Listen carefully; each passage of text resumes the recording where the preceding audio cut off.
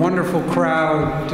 For those of you who are at Wayne State, so glad you're here. For those of you who are coming from outside, welcome to the university.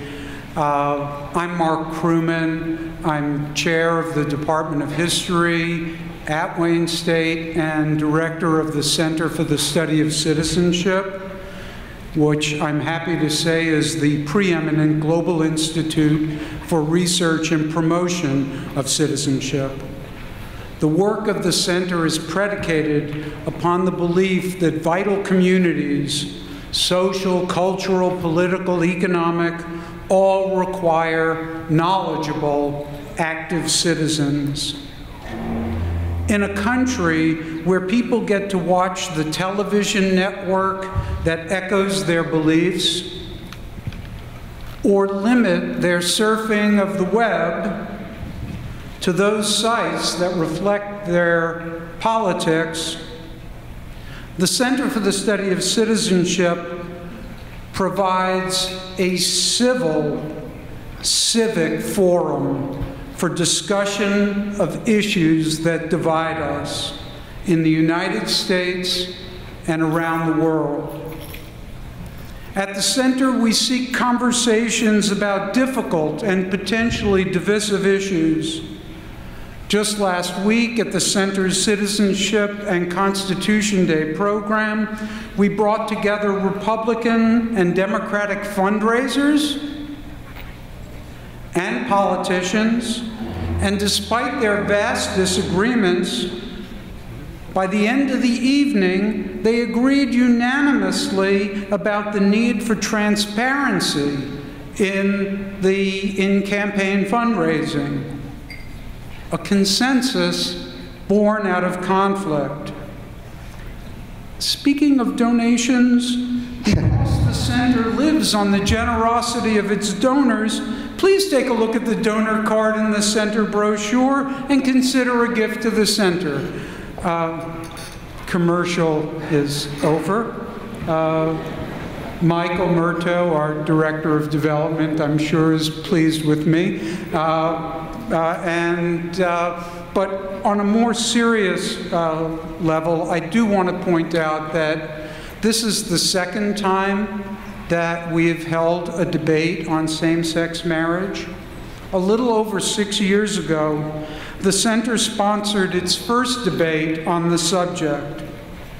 And we return to this important issue now because of the seismic cultural shift that seems to have taken place since then. Half a dozen states now have legalized same-sex marriage. 2 more states and the District of Columbia will hold referenda on the subject this November. And the President of the United States has publicly endorsed the legalization of same-sex marriage and ordered the Justice Department not to enforce the Defense of Marriage Act. So now, in 2012, is an appropriate time for us to revisit this important issue. I might add that the 2 best attended programs that the center has sponsored have been its first and now its second debate on same-sex marriage. And I thank you again for being here.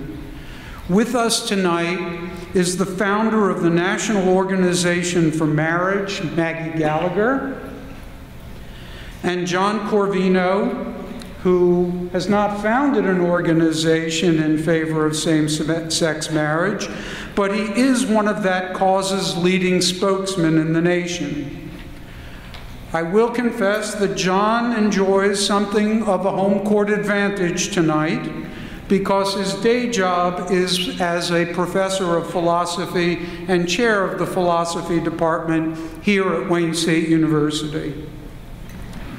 As you will hear this evening, Maggie and John disagree mightily about same-sex marriage, but they agree equally as mightily that this issue must be discussed with civility.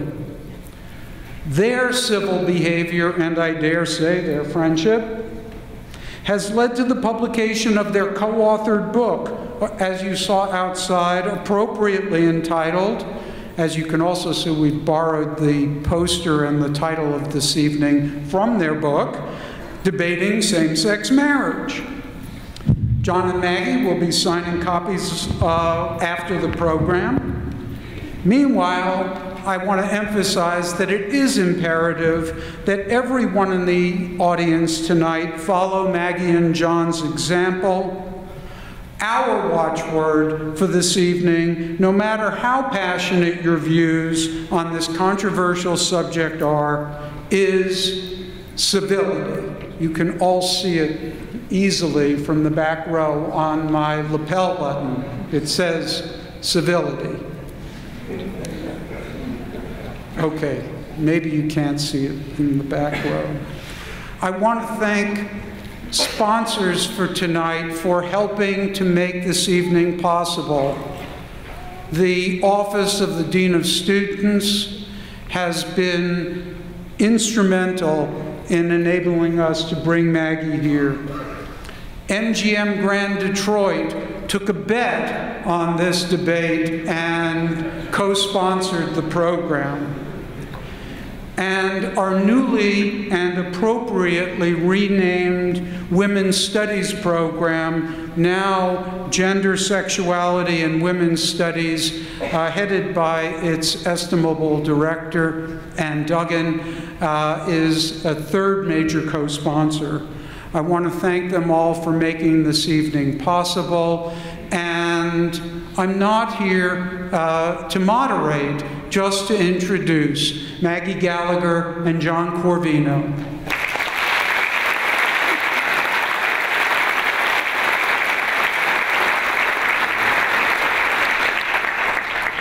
Good evening. I want to thank Mark Crewman and the Center for Citizenship, the Dean of Students Office, the Gender, Sexuality, and Women's Studies program. And particularly, I want to thank Maggie, who agreed to come here to my home court, as it were. And I appreciate your being here, and I appreciate all of you being here.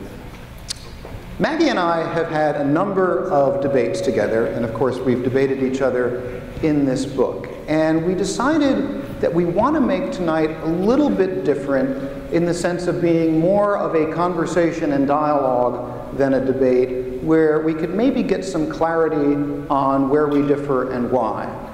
And one of the things we found in doing this, there's something that we tried in New York a number of months ago. When the book was first released, David Blankenhorn at the Institute for American Values very graciously invited us to go there and do a program. And he invited us to start the program by switching sides and giving each of us 3 minutes to channel the other person's position. And so we're going to start this evening by doing that before each of us gets up and gives about a 15-minute opening statement. Then we'll have a little time to ask each other questions, and then comes our favorite part where we open the floor to questions from you. And there are a lot of you here. Thank you so much for being here. There are microphones on either aisle at the front, and we will try to get to as many of those as possible in the hour and a half or so that we have. But without further ado, John. So what I'd like you to do is, in 3 minutes, you've been an advocate for marriage equality for some time, and what I'd like you to do is, in 3 minutes, sort of state a summary of your best case. Gay people exist. They form relationships. They fall in love. They are perfectly capable of committing and caretaking, and commitment and caretaking are very good things. It's good for people, the people who do it, because it takes you out of your selfish self. But caretaking, love that includes caretaking is hard, and therefore we have an institution, like an institution called marriage, which exists not only to give people the legal tools that are most helpful in their creating a committed relationship, but also which helps sustain that loving relationship through the good times and the bad times. So gay marriage is good for the people who do it. It's good for society because gay people are part of society. And it doesn't take anything away from anyone else. We have enough marriage to share. All right. I'm convinced. By the way, this is a good exercise. You might try this at home sometime because you really can tell if you've really heard another person's argument by whether you can give it, and it can be harder than you think. So which is hard to do sometimes. Yeah, especially if you really disagree with it. Okay, so I'm going to give my argument, and you know, I said that gay marriage would lead to gender confusion, and now I have proof.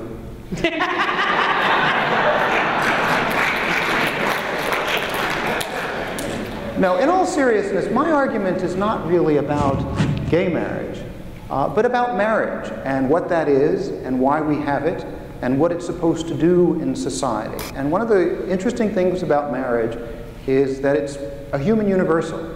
And there aren't very many of those, things that we find in culture after culture and time after time. And certainly we find it in many different forms. But it seems that wherever we find it, what marriage does is it responds to three fundamental truths. One is that sex makes babies, and that relationships between men and women are fraught with this possibility and with this responsibility of creating new life. Another is that society needs babies, needs the next generation in order to continue. And a third is that children need mothers and fathers. And when I say that children need mothers and fathers, obviously not in the same sense that they need oxygen, but in the sense that this is the environment in which they tend to do best. You know, when a child is, and it's particularly fathers that I'm concerned about, because when a child is born, usually there's a mother nearby, but fathers don't always stick around.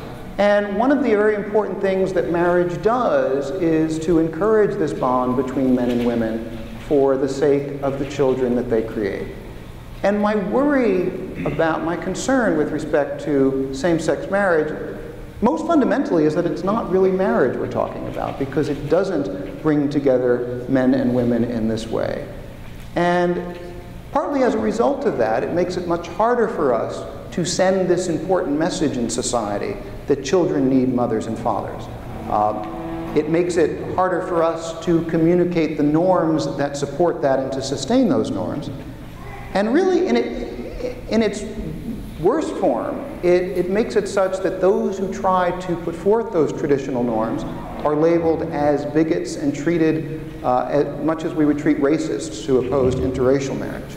So I want to make it very clear that it's not that I'm against gay people, it's not that I'm against love and commitment, it is that there's something very important, marriage, and that is something worth sustaining, and sustaining in the traditional way that we know it.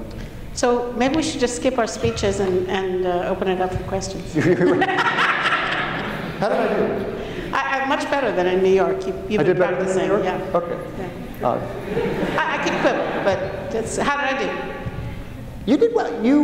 I was more moved in New York. You had more sort of, you know, I think that you've gotten too used to my talking points now, and so now they're getting boring. I'm talking about my talking points. But what was funny is when we were in New York, while she was giving her presentation of me, she said, I can put this down, she said, well, one of the places where I really agree with Maggie Gallagher, and that got a good laugh. Okay, so now each of us is going to just give you sort of a 15-minute statement of our views, and then, oh, thank you, we'll be ourselves now. Okay. Each of us is going to give a 15-minute statement of our views, and then we're going to question each other for a while, and then we're going to open up the floor for questions. And I want to start, once again, by thanking Maggie for being here, because we made great efforts to invite a wide spectrum of people tonight, but of course this is my home university. But it was very gratifying to me that Maggie was willing to participate in this. And I'm pleased to have Maggie here, not just as my co-author, not just as a debate opponent, but as a friend. And people will often say to me, how can you call Maggie Gallagher your friend? I mean, how can you, as a gay rights advocate, spend time hanging around with and being in a friendship with someone actively fighting against equal marriage rights? And the answer to that question is very simple. I drink.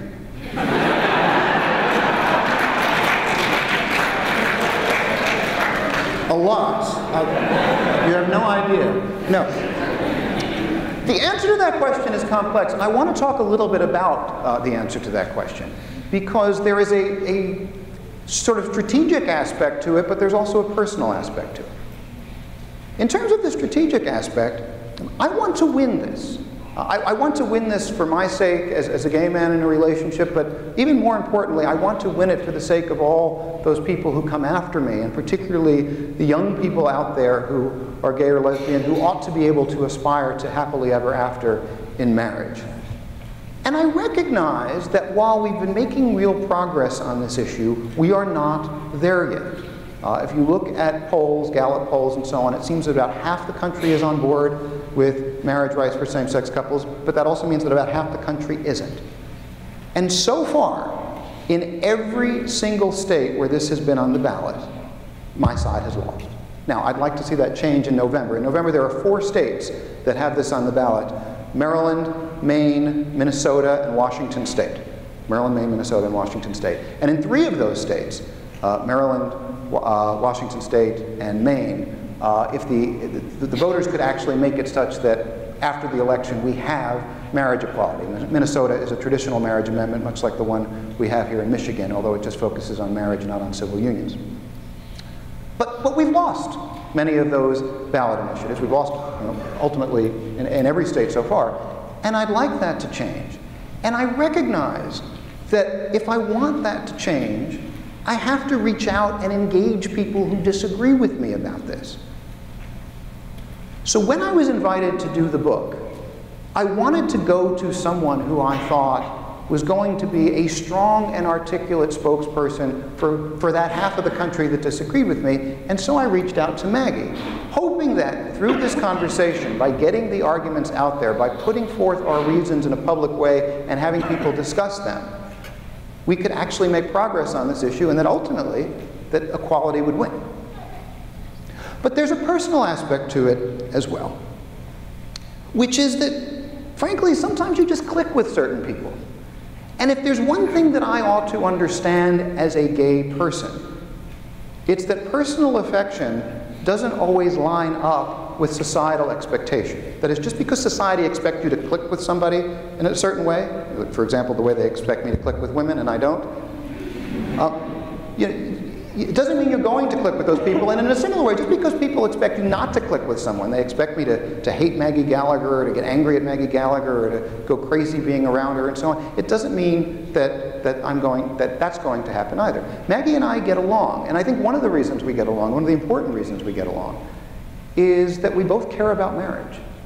And we both care about having a thoughtful dialogue about marriage and moving this forward on the basis of a thoughtful dialogue as opposed to an ugly battle. And it does get ugly sometimes, and it gets unfortunately so sometimes. So let me put forth my positive case in a nutshell in a very simple way. And you can boil it down to sort of 3 things. This is not a syllogism, but it's 3 fundamental points on which I want to rest this. 1, relationships are good for people. 2, marriage is good for relationships. And 3, some of our fellow citizens are gay. So relationships are good for people. Not just because they make us feel good, although happily ever after is part of it, but having someone to come home to at night, to wake up with in the morning, to share life's joys and sorrows with, this is a positive thing in human life. This is something that we celebrate everywhere from great literature to music to trashy television shows. Having that special someone. Because that kind of love, that kind of commitment is good for people. It gets us outside of ourselves. Ultimately, it can help us grow and make us better people. Doesn't mean that it's right for everyone. I don't think that everyone needs to get married. But I do think that for people who want that, that can be a very positive thing in their lives and in the lives of the people around them. Because happy, stable couples make for happy, stable neighbors. But those kinds of relationships are challenging to sustain for the long haul. And so we have marriage, which is good for relationships. It's good for relationships because commitment is good for relationships, but it's also good for relationships because of the web of legal and social rights and responsibilities and expectations that it surrounds the relationship with. Legally, what marriage does is it establishes you as family in the eyes of the law. And then during those important times of life, very often during the for worse times of the for better or for worse, that can become crucial. That can become actually vital in certain ways. So that if one person is in the hospital, the other person can visit or make decisions in the event of incapacity. If one person dies, the other one can get bereavement leave and make funeral decisions. If one person is the breadwinner, the other person can then get Social Security benefits. If one person is a foreigner, the other person can help get residency status for that person. May not seem like a big deal to you unless you happen to fall in love with someone who's not an American citizen. If one person is in legal trouble, the other person cannot be forced to testify against that person. May not seem like a big deal to you unless you happen to be dating a criminal. But it surrounds the relationship with a zone of privacy that straight people take for granted and gay people cannot expect from the government.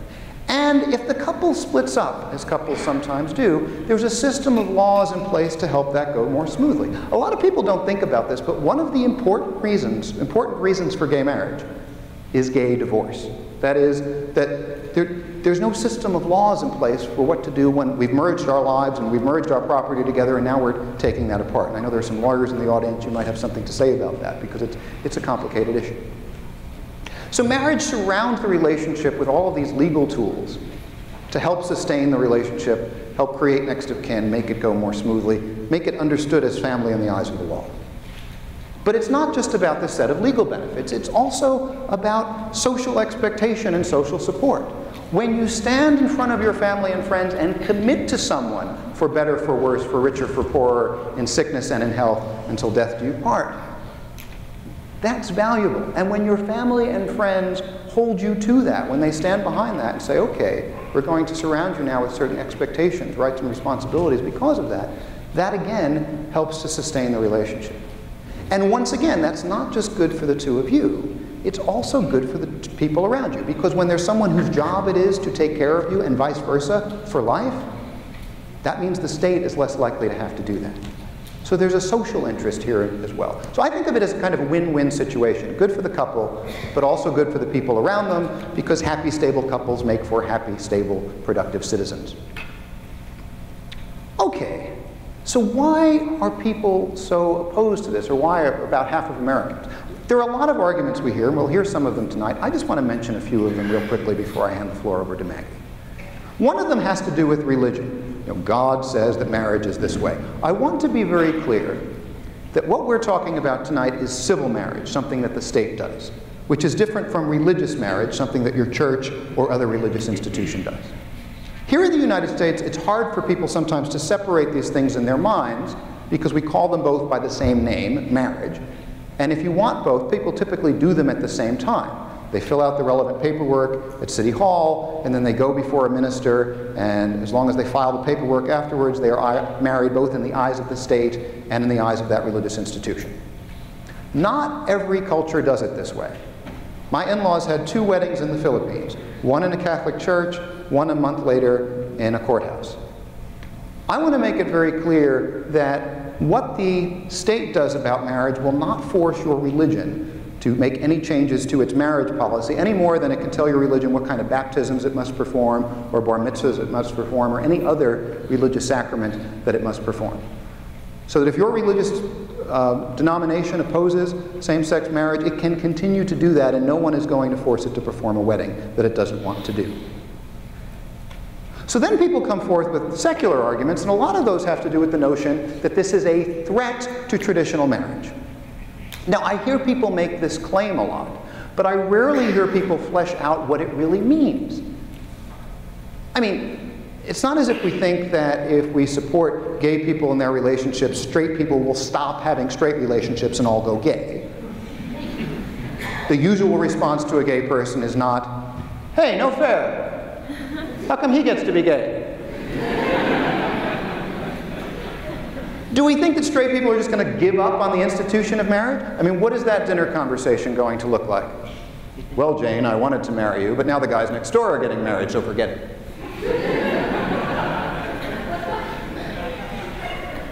there is enough love and commitment to go around. So it's not clear to me how supporting same-sex couples, how this would threaten gay relationships, threaten traditional heterosexual marriage. Well, some people say, well, if we allow same-sex marriage, why not polygamy? Why not incest? Why not bestiality? This whole slippery slope down to all of these other things. And it's interesting to me. Polygamy can be heterosexual or homosexual. In fact, the societies that tend to practice it, and it's very common throughout history actually, tend to be among the least accepting of gay relationships. Incest can be heterosexual or homosexual. Bestiality, I suppose, can be heterosexual or homosexual. I prefer not to think about it that carefully. So what does one thing have to do with the other? And people say, well, if you make one change to marriage, why not make any other change to marriage? To which my response is, because each one must be judged on its own merits. Whether it's a good idea to allow people to marry one unrelated person of the same sex is a separate question from whether it's a good idea to allow them to marry their relatives or multiple partners or their pets or so on. And frankly, I think that the slippery slope argument largely changes the question. It actually distracts us from the issue at hand. All right, but what about the needs of children?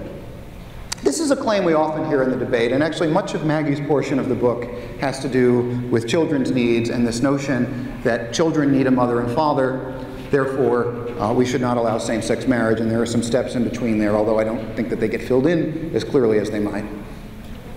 In some ways, I think this is the worst kind of argument because it proceeds from what is not true to what does not follow. So, what is not true? Children need a mother and father. Okay, so obviously many children do well in single-parent households, in same-sex households, in a variety of different family forms.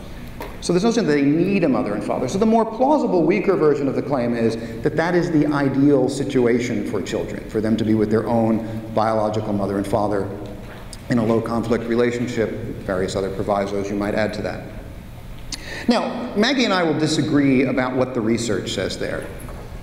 But in a way, I think it's irrelevant, or at least to a degree irrelevant, because, and this is the important thing, same-sex couples never take children away from competent heterosexual parents who want them.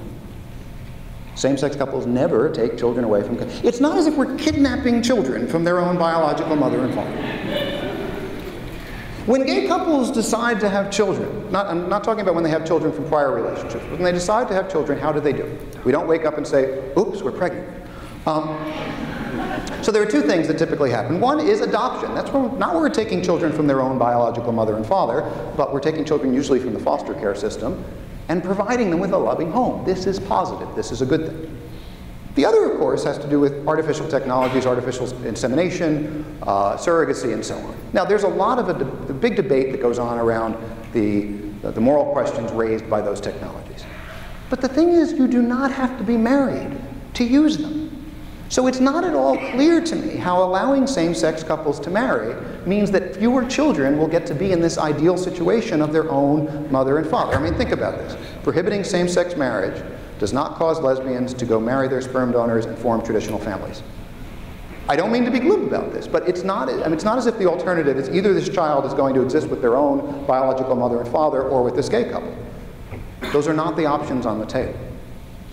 What prohibiting same-sex marriage does end up doing is it means that all of those children, and I think there are about 250,000 of them in the US, who are actually being raised by same-sex couples, do not, in many states, in most states actually, get the benefit of marriage. So if your concern is really about child welfare, if it's really about the welfare of children, it seems you'd want to encourage marriage. You'd want to encourage this kind of stability for those families, as well as for heterosexual families. Okay, so finally, when people move away from the children argument and the slippery slope argument, they often then move to an argument having to do with complementarity, male and female coming together to complete each other, to complement each other. When I look at this argument, I find it somewhat abstract. Because it occurs to me that people complement each other, they complete each other in a variety of ways. I know, for example, that I can get very moody and cranky sometimes, and my partner is more even-keeled, and that helps. That helps not just me, that helps the people around me who get a less cranky version of me thanks to him. It's a good thing. But some people think that now without the male and female thing, you don't have that fundamental complementarity. And I say, what are you talking about? And sometimes they've actually said to me, plumbing. Plumbing? Yes, plumbing. The parts don't fit. And when people tell me that the parts don't fit, I have a very simple response. Yes, they do.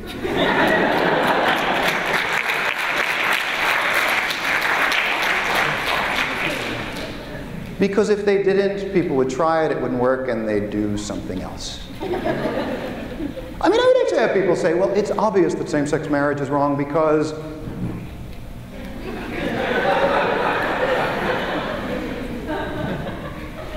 and I want to say, if you're doing it this way, you're doing it wrong. What do you want me to say?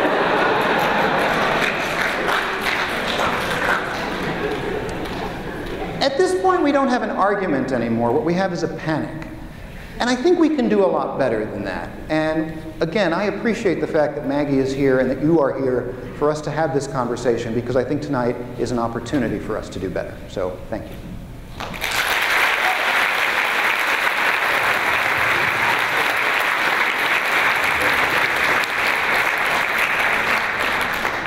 I'm going to sit for this because I don't have a pocket to put this in. So, and More also gender norms. So thank you, John. Thanks for having me here. Thanks all of you for being here. John's a lot funnier than I am. What I'd like to do is really tonight is just share with you the story of why I do what I do, including coming here, founding a national organization to fight the political fights over same-sex marriage. The story for me goes back to when I was at Yale. I'm class of '82 at Yale. And I was a pro-life atheist at the time. I'm a practicing Roman Catholic now. But it was the middle of the sexual revolution. And I got pregnant my senior year. That was my oldest son. My boyfriend was a fellow Yale student. When my son was 3, he called me up on the phone and said, I can't do this anymore. I'm just going to have nothing to do with you guys. And I found that puzzling because frankly he wasn't doing very much at all. But that was 1986, and neither I nor my son have seen him since. I do hear he's a surgeon in New Hampshire now. And my son has a half-brother that he's never met. So this was quite striking to me because I was educated over and over again with the idea that we have separated sex from reproduction. And I was a pretty smart girl, but it was only after I actually had a baby that it occurred to me. And I got interested in the marriage debate of that time. The marriage debate of that time had nothing to do with gay people. It was about our rapidly rising rates of divorce and unmarried childbearing, and whether these were good things or problems. And when I started in that original marriage debate, if you said marriage really matters because kids need a mom and a dad, people said you were a religious zealot who hated single mothers. But for me, and as I said, I went to a lot of conferences with very smart people with PhDs, major scholars, and this line would come up again and again. We have separated sex from reproduction. And I'm thinking to myself, yeah, but somehow the girls keep getting pregnant, right? The girls and young women keep getting pregnant. And we don't seem to filter this back into our elite discussion or ideology.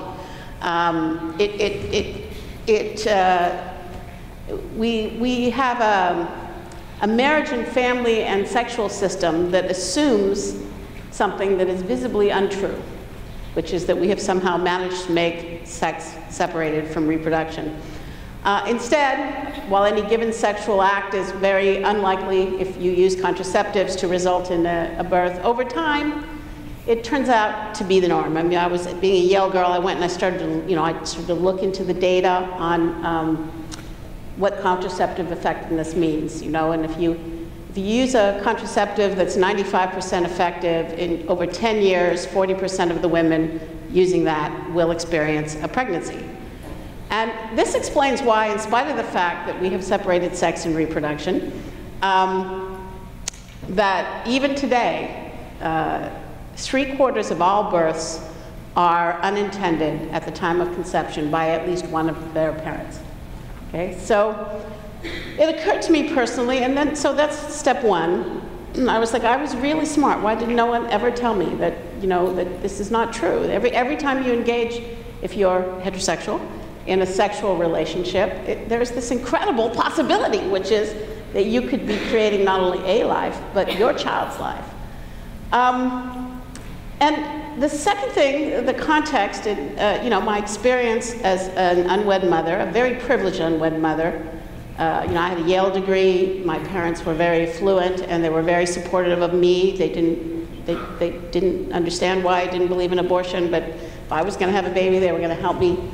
And but I learned very quickly that the story that was being told in the 80s by all the people in the white jackets, the smart people, about how great it is that we have so many fatherless children and how liberating it is for women.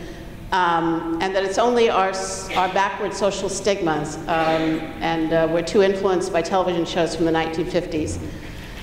And I learned that it wasn't true. I learned it wasn't true in my own life because I watched and I saw that there are all kinds of things that I was given that I could not give to my son.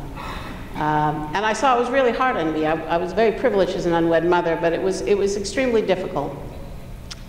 And I saw, moreover, that while we were celebrating the decline of marriage as a release from social norms, the social science evidence was increasingly showing that what I could see in my own life was true in the lives of millions of other American children. I did a book called The Case for Marriage with a major family scholar, Linda Waite, came out in the year 2000.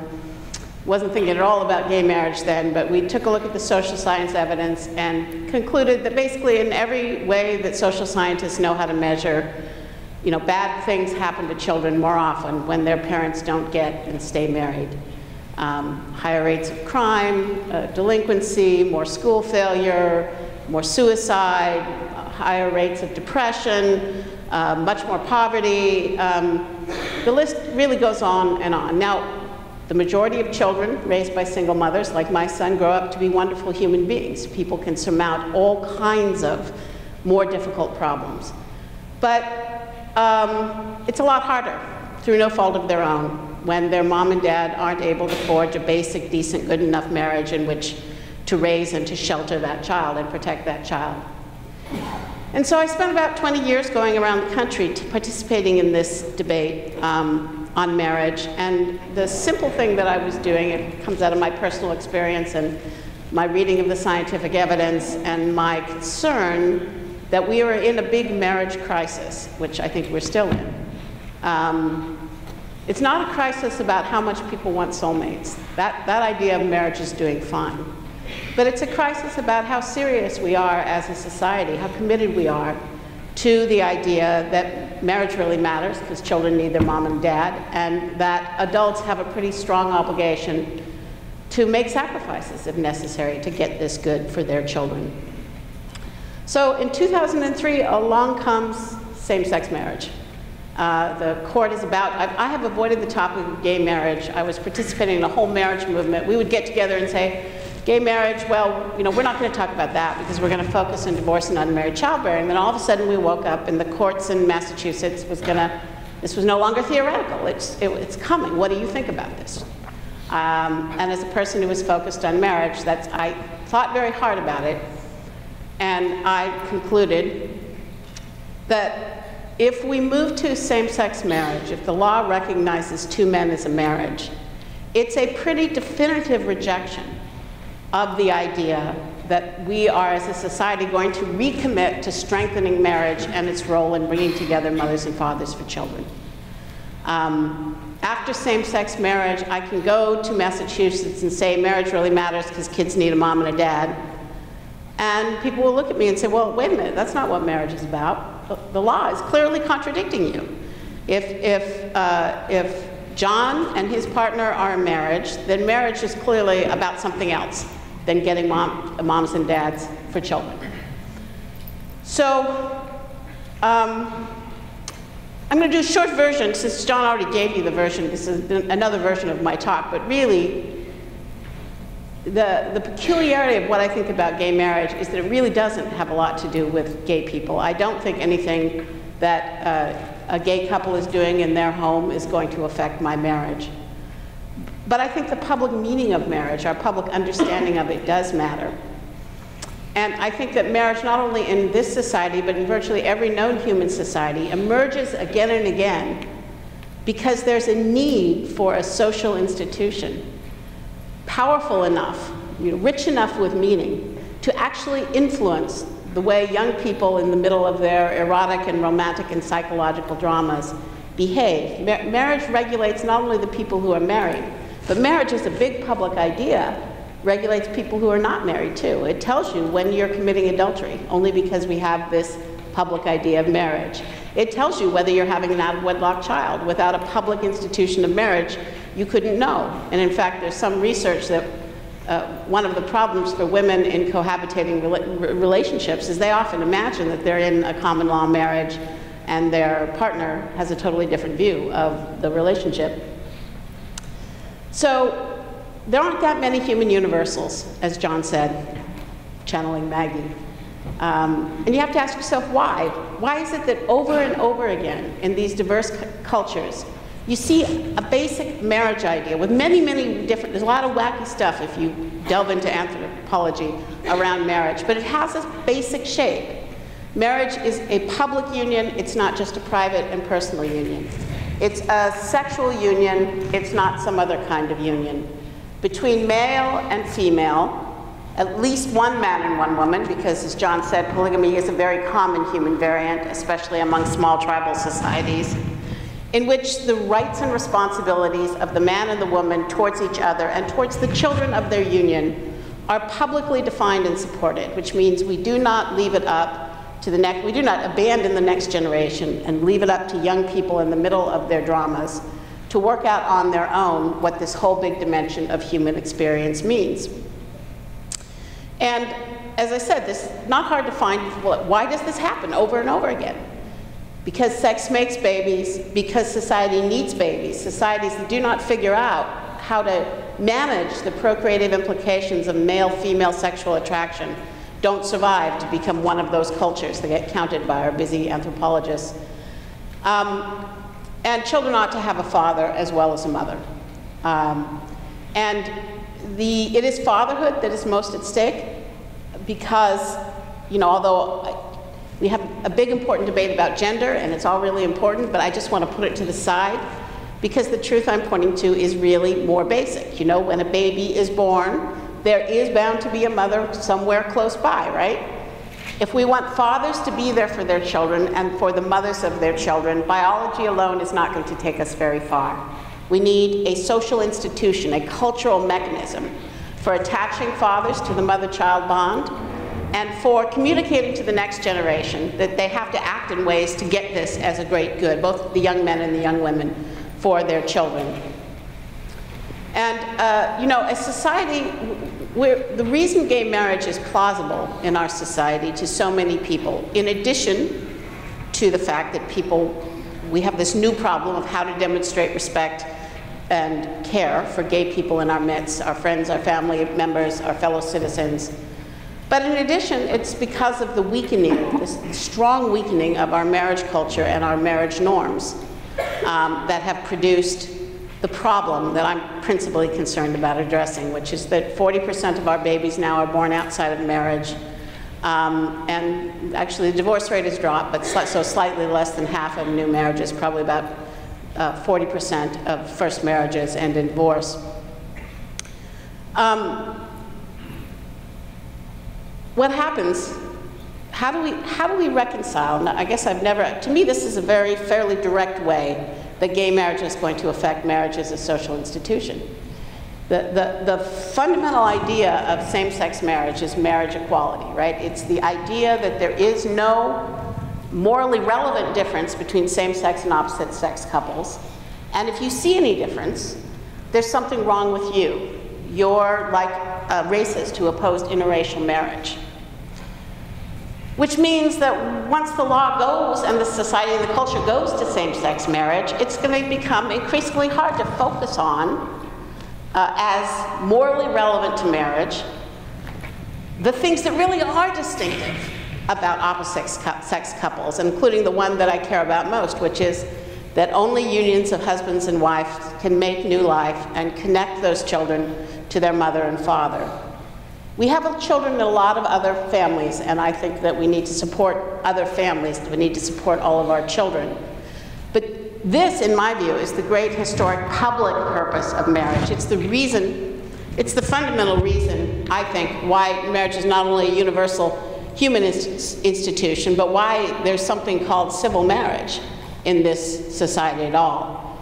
Because otherwise, having a government institution that's dedicated to kind of telling you that you should love in sexual pairs, you know, and puts a good housekeeping seal of approval on your relationship, becomes kind of strange. I mean, frankly, in the Anglo-American tradition, the way we demonstrate how important relationships are is not to surround them with a bunch of legal regulation. There is a reason, in other words, John, why the government is involved in my marriage vow, even though I made it in a Roman Catholic church to my Hindu husband, but is not involved in my priest's vow of celibacy. And it's not because I think one is more sacred than the other, right?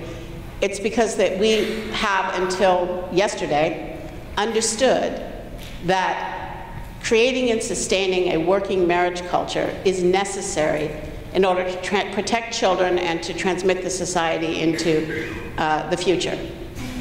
We're making a big bet with same-sex marriage that we don't need an institution with this purpose, or that somehow we can continue to say that this is one of the key organizing principles of marriage, and yet two men are also a marriage. I don't think we can do that. I think the underlying logic of same-sex marriage leads us to say we have abandoned this understanding of marriage as a public idea, and we have moved on to an idea of marriage as a framework for expressing love to whoever you love, that you have a right to love whoever you will.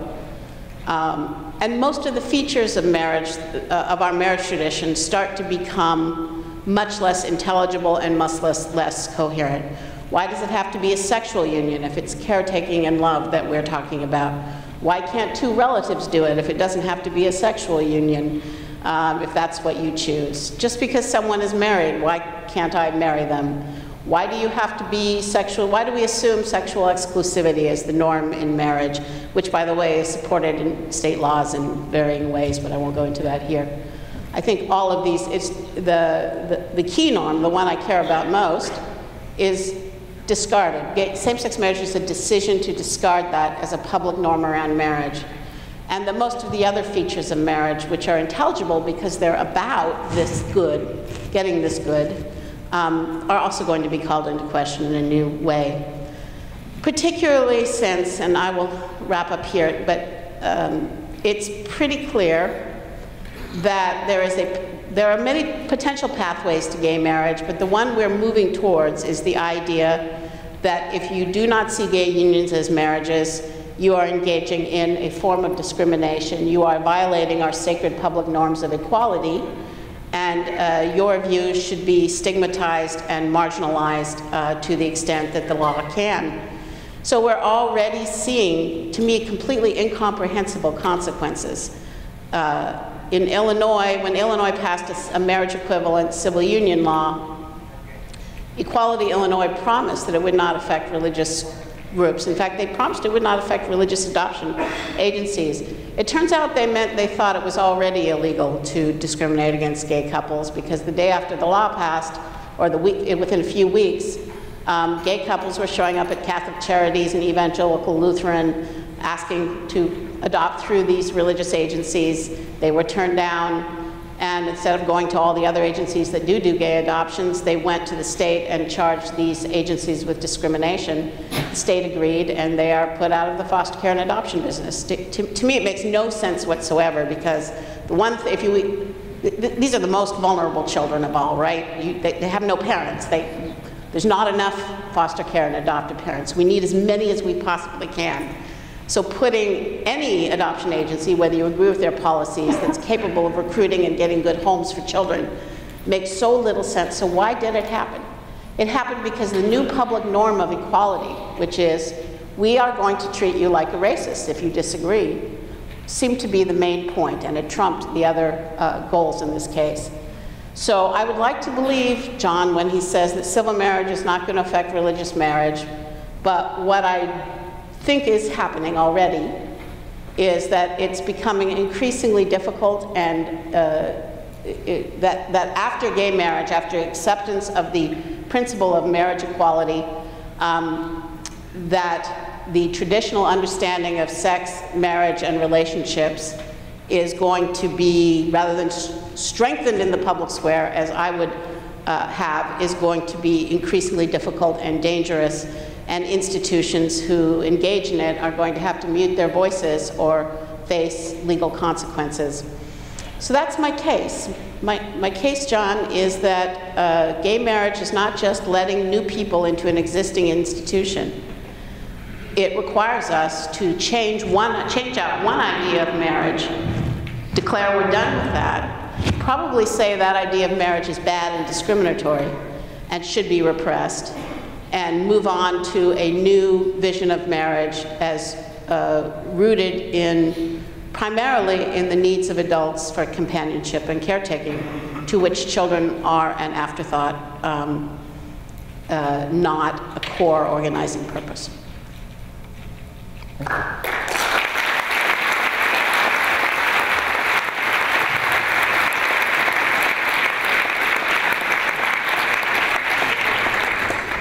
So we want to hear from the audience, but what I would suggest is maybe each one of us can do one question to the other and then open it up for questions to make sure, because I want to leave plenty of time for audience. Yeah, whatever you want to do, John. We can go. Do you want to go straight? We had planned to do question each other, but we can go straight to the audience. We just make it one. Let's make it one question. Okay. So I'm sort of chomping at the bit here. There's so much I want to say, but I wrote a book with Maggie to say, which you can buy in the lobby for $17, I think, and we'll be in the back to sign it afterwards. But you want to make sure, and I heard a lot of what you said, but one of the very important things to you is that mothers, and especially fathers, take responsibility for the children that they create. And I get that. And I believe it. And you also think that the way to do that is a strong marriage culture. And I get that. And I believe in it, because I believe that a culture where we encourage people to commit to each other for keeps, not just to sort of hang out, but to really, this is an important commitment and we're going to hold you to that, helps to achieve that, and it also does other good things, even for people who don't have children. But here's the question I want to focus on. You acknowledge that there are gay people in the world, that they fall in love, that they settle down, that they merge their property, that they care for each other in ways and that long-term caretaking can be challenged. And some of us who do that want to publicly declare that commitment, and many of us, even in states like Michigan, where we cannot legally marry, have had commitment ceremonies where we've done that. I start the book by talking about one of those that I attended. I myself have had one of those. Our family and friends will often come to those and stand behind us, and we'll often do various things to the extent that we can to sort of legally merge our property, and in case something happens, be able to care for the other. And we do what workarounds we can, even though it can get very expensive. And in addition to all that, very often our families then start to regard us as transformed in an important way. My mother thinks of Mark as her son-in-law, and it wasn't until we had that ceremony that she started sending us anniversary cards, so the family gets involved as well. In your world, given everything you've just said about marriage, and this is not marriage, how much room is there for that? And to the extent that we allow room for it, to the extent that we say, yes, you can do that, yes, you can legally try to cobble together something, yes, your family can regard you as in-laws and so on, at what point do we not sort of look back at that and say, looks like marriage, because that's what a lot of people are thinking. That's what a lot of people who look at those relationships say, which is why I think states like New Hampshire and Connecticut and so on that have gone down the civil union path, after a while say, you know what, we've got these two legal statuses, they look the same on paper, why don't we just have one legal status? So I'm asking you what there's room for in Maggie's world.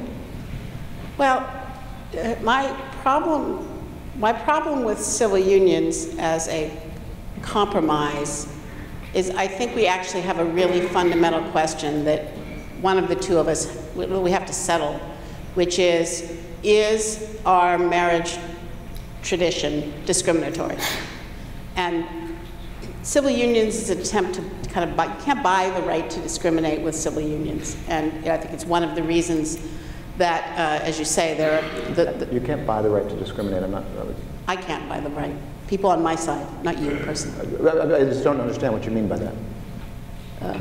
Many people on my side would like to see, many people, not necessarily on my side, would like to see a compromise around civil unions. I'm just making the point that to me, it's that underlying question, which I think to sustain a working marriage culture, I have to win. Our marriage culture is not discriminatory because it's oriented around an important purpose in which same-sex and opposite-sex couples are actually differently situated. It's not discrimination to treat different things differently, okay? And so if I could win that debate, then there's your question.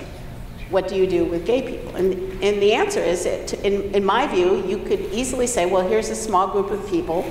They're not good candidates for marriage. Why don't we do something for them, right? And the answer, the answer wouldn't be, we have to do exactly what we do for married people. It would be, what is the legal structure that best serves the needs? And I suspect it might be different for lesbians than for gay men, because I think men and women are actually quite different. But what's the best default contract? What can we do? And what bothers me about civil unions is the assertion that these two different kinds of relationships must be treated equally or it's wrong, right? But I'm not at all bothered by the idea of, creating another kind of partnership structure to help gay people if I could win the marriage debate. Now, this is obviously an unlikely scenario. So what exactly would, and then the other thing is that if they were different institutions, they could evolve separately in response to what actually works best as the package of, the only thing that I think I really don't believe that you should have non-biological parents becoming legal parents through the partnership status. I think second parent adoption is a much better way. It respects the reality that there is at least a possible claim from a biological parent. And that also, the reason parenthood is automatically imposed on husband and wife is that you're committing to have sex and have sex only with each other. So there's an assumption that if the child appears in the wife's belly, that the husband is the father, because it's part of the preconditions of what you committed to do. And I've puzzled a little bit about what does that mean for two women. If one of them has a baby, the other one, you get to impose parenthood on your partner. So that doesn't make sense. You ask the thing that I'm most concerned about, it would be about trying to mimic marriage around parenting instead of developing what I think would be more appropriate legal institutions for the reality that no sexual union between two men or two women creates a common child. It doesn't happen. So we shouldn't pretend that it does. Okay. Do you want to ask me a question? Oh, no, I like it better when you let me talk. Of course I talk the way I know. Of course you do. Well, you don't have to ask me a question. We can ask them to ask me questions. No,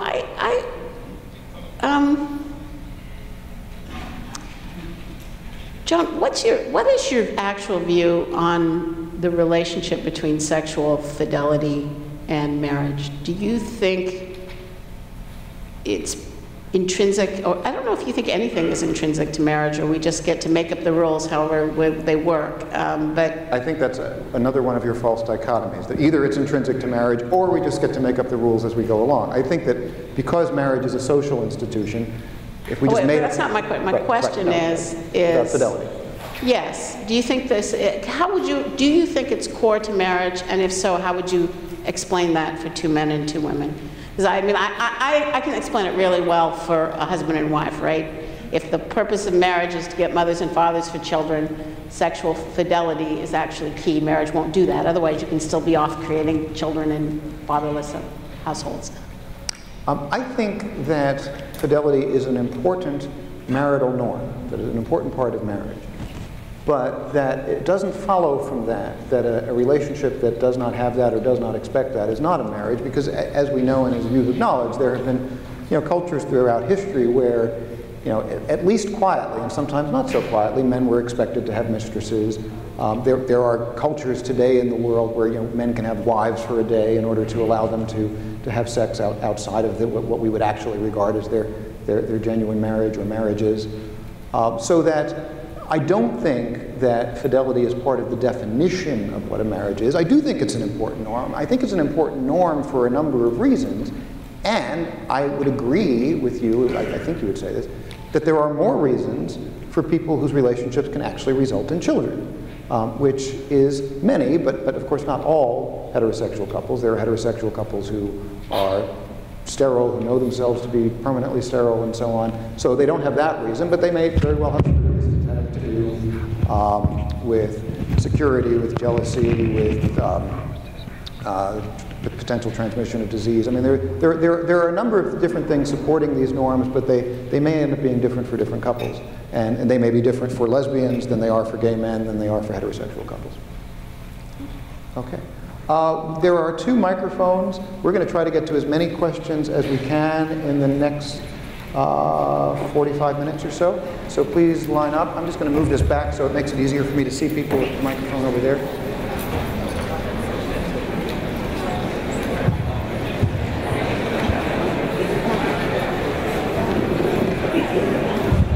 While you're lining up to ask questions or participate in the discussion, I first ask you to give a round of applause to Maggie Gallagher and John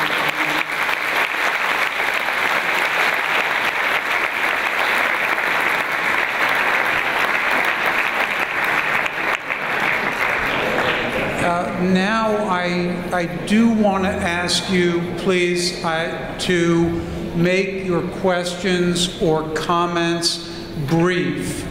They're the speakers. They got to talk longer than any of you in the audience. But the most important thing is for the person who's at the microphone to look behind you at the line so that you can see that everyone wants to speak. Please try to make these primarily in the form of questions and keep them brief. So I'll shut up right now and keep my own remarks brief. And we'll try to keep our answers brief as well, because we're going to, at 9:30, we're going to do a hard stop so we can sign books in the lobby and talk more to people. So we'll try to get to as many of these as we can. Okay, we're going to start on the left. Hi. How do you respond to this argument in favor of gay marriage? In the future, it won't be possible to ban gay marriage because there will be so many people cross-dressing that it won't be possible to tell who's gay or who's straight. Laughter. There will be so many people cross-dressing, you say? That it won't be possible to tell who is gay or who is straight. It seems that people cross-dress, I can't tell whether they're men or they're women, not whether they're gay or they're straight.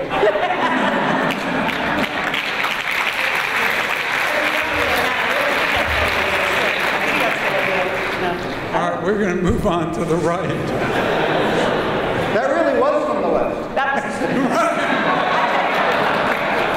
Nobody's asked us that question. We're not expecting you to line up according to your political position here. Hi, my name is Kevin. I'm a student here at Wayne State. My question is actually for Maggie. I actually want to move a little bit away from gay marriage and just like to marriage as like an idea, period. You stated a lot of things about how marriage is beneficial to children, like mostly, and like how that's the main reason why we should keep marriage is because statistically and based on research, it supports, it helps children more than non-married couples. But I feel like that idea in itself is kind of elitist and discriminatory because I don't think anyone today can say that this one definition of marriage is marriage. Not marriage, but a family. Like families come in single mothers, single fathers, two mothers, whatever today, you know? And so I feel like why focus your time on trying to like maintain this traditional view of marriage that excludes so many other people in our society and not advocating for perhaps policy or systematic change that supports all types of families so that research into statistics isn't in favor of married couples so that all types of families have equal chance of succeeding just as well.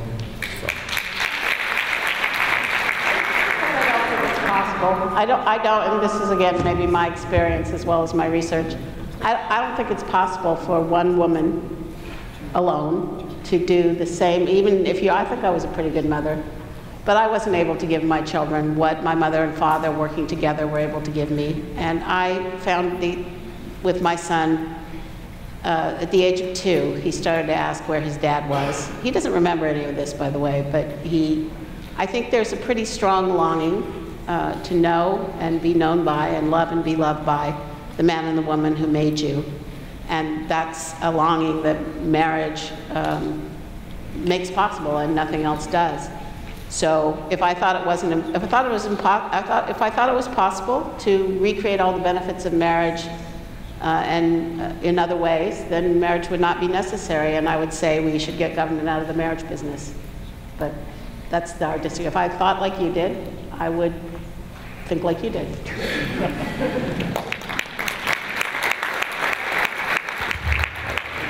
I think my question is mostly for Professor Corvino. So we tried to set aside this question of reproductive technology, and it would just be wonderful if there were more loving homes for foster children and so forth. That would be fantastic. Yes. But in fact, many people are not happy with foster children. They want their own children. So to what extent can we separate this question of reproductive technology, which is one, to me, in my view, is monstrous. They're taking eggs from my kids' sisters, and it's all very good because they pay them the money, and then we can rent a womb with money, right? This is the manifestation of alienation from our own bodies. So to what extent can we separate this question? I agree we could in practice separate it, but as a practical matter, it looks like this reproductive technology question comes up in the case of people who, in these cases, right? Yeah, I'm going to ask everyone, I know you're appreciative and clapping both for questions and answers. I'd just appreciate it if you just hold your applause until the very end. It wasn't that good of a question. Not that you didn't deserve it. It seems that point presupposes that marriage is somehow necessary and or sufficient for the use of reproductive technology. That is, it's not clear to me how letting me marry makes it any more or less likely that I'm going to use that technology, makes it any more or less plausible for me to be doing that. Right now, I could, and it's a horrible way of putting it, right? Rent a womb. I wouldn't, but I could, even though I can't marry. And just because I can marry, it doesn't automatically license me or anybody else to go and do that. That's right. It seems that the things are independent already. That's fair. Good evening. My name is Robert Cooper. I'm the president of Association for Youth Empowerment, and we have an initiative going called Bridging 8 Mile, where we want to do things similar to this in various communities, having people talk who wouldn't usually talk to each other.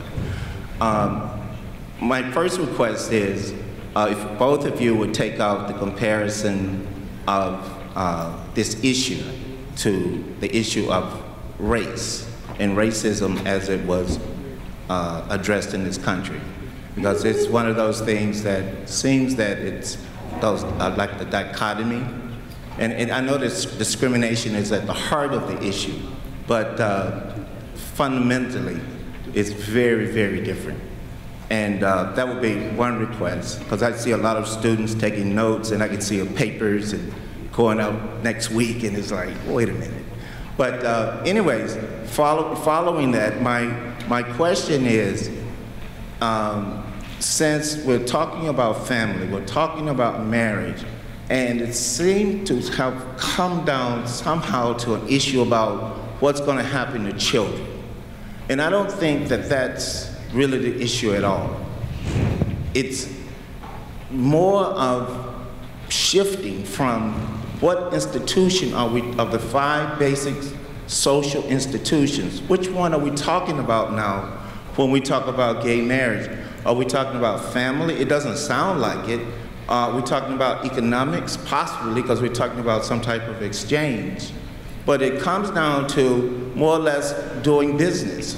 And I don't mean to diminish it in that way, but it sounds diminishing, but who has the right to have a contract and have that contract honored by the state, regardless of what you want to do with your business? Because, you know, there's no one going to go around doing ballistics and see if, you know, did they do it this way or did they do it that way? But they will just say, no, just because you say that you are a man and you want to marry another man, or you're a woman, you want to marry another woman, no.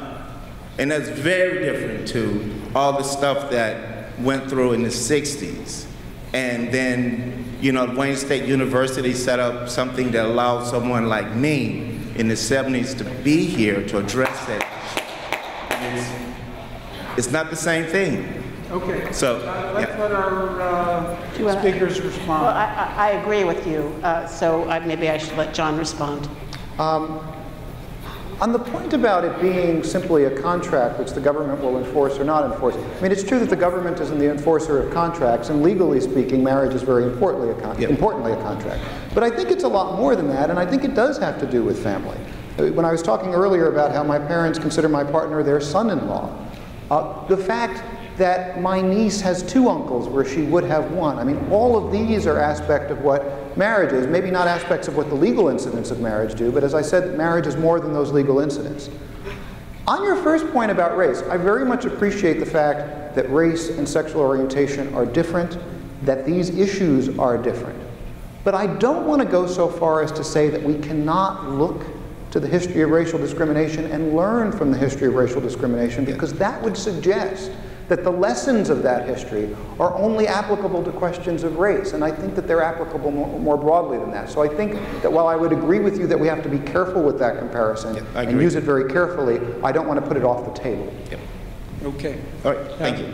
I'm sorry, I wish I could allow this to be more of a dialogue, but we want to give everyone a chance to participate. Right, this is a question for John. I'm a fellow member of the Wayne faculty, and I'm asking this mainly as an educator. I teach classes in debate, social movements, and controversy, and I certainly by no means believe it's my responsibility to protect students from controversial or uncomfortable ideas. Quite the contrary.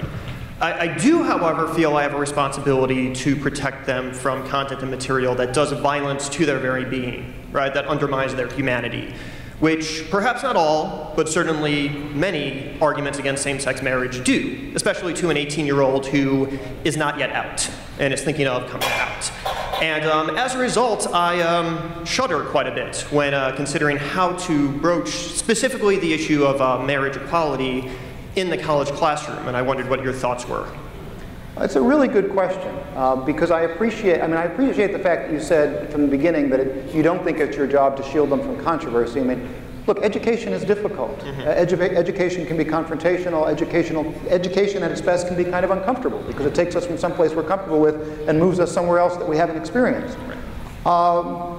But you're right that when you're talking about social movements, some of what's going on out there, not just on this issue, but on a lot of issues, can be very sensitive for certain students. I teach a contemporary moral issues class, and in that class we talk about issues not just of sexuality, but of race, but of class, but of a number of things that I recognize could be, could trigger some students to some really hurtful feelings. And my view on it is the only way to handle that is to spend a good deal of time at the beginning acknowledging that fact, keeping our ears open, making ourselves available to students who might have that experience or feel that way, and do the best we can to model a more thoughtful civil dialogue. And fortunately, there's now an excellent book that and there's now an excellent book available in the lobby.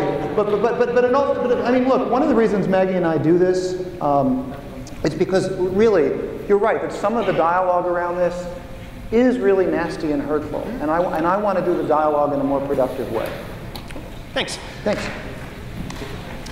So I have one quick comment and then one quick question. First of all, my name is Anthony Wagner, and I'm the chair of Pride UM Dearborn, University of Michigan Dearborn's LGBT student group, and I was very disappointed that you guys weren't able to make it out this afternoon. So hopefully you guys would be willing to come back. We'd love to. Everyone heard that? Hold them to it. They're coming back to UM Dearborn. I live here. I mean, yeah, it's fine. So then my question is to Maggie. If your argument that the definitive purpose of marriage is to promote a childbearing relationship, wouldn't it then follow that heterosexual couples incapable of producing a child should have the same marriage restrictions that same-sex couples do applied to them as well? Well, that goes to the question of how marriage protects children.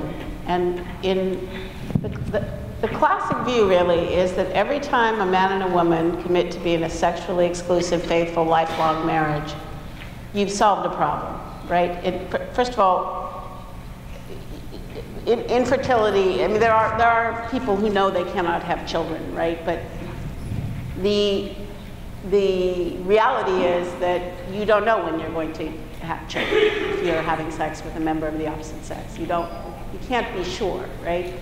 So what I would say is that every union of male and female minimally serves the public purpose. It's not the private. This is not why people get married. It's why we create this whole big civil institution called marriage. They serve that purpose because they will not be creating fatherless children across multiple households. And none of them publicly refute it. We always have in the population of the married, we have people who don't have children. We have people who are in the post-child phase. So there's no message communicated at all. You can without any cost include these couples in the marriage pool, both because you don't really know, and it's not really the government's business to do fertility tests. If you did that, you wouldn't be making marriage less effective at protecting children, not more. So you think you might want to do it in the interest of some abstract fairness, but in fact, union of male and female, husband and wife, who can give their child a mother and father, you can include everyone who's a man and a woman in this pool, and that will help protect. The more you get into that pool, the more children will be protected, even if that individual couple never has a child. One of the things I talk about in the book is the example of an elderly heterosexual couple that I know who got married late in life, and the fact that they can't have children, and yet there are still important reasons for us to endorse that marriage. And I argue in the book that Maggie's attempt to say, well, they're still part of the natural life cycle of marriage, all that means is that we've always acknowledged that marriage has these other important purposes as well, and I just wanted to mention that. Exactly. Thank you. This is for Maggie. So heterosexual sex often leads to children, yes. And children do much better in stable family environments than otherwise. Yes. Both of these will continue to be true if we extend marriage to gay people. So every reason we have now for supporting and encouraging marriage between heterosexuals will still exist if we expand marriage to homosexuals. So why aren't your criticisms of homosexual marriage just a distraction from your very valiant efforts for supporting heterosexual marriages?